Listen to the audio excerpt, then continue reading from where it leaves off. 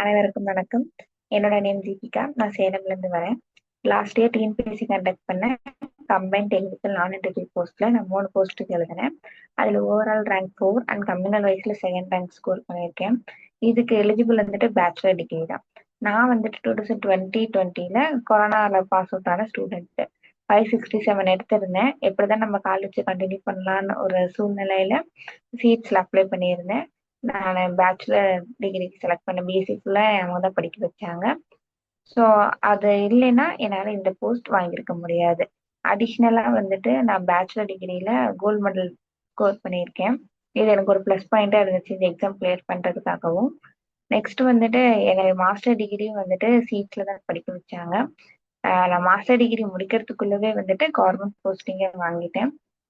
இப்போ நான் இப்படி ஒரு போஸ்ட்ல இருக்கேன் அப்படிங்கிறது வந்துட்டு சீட்ஸ் இல்லைன்னா எதுவுமே நடந்திருக்காது. ஸோ சீட்ஸ் ஃபேமிலிக்கு ஒரு பெரிய தேங்க்ஸ்.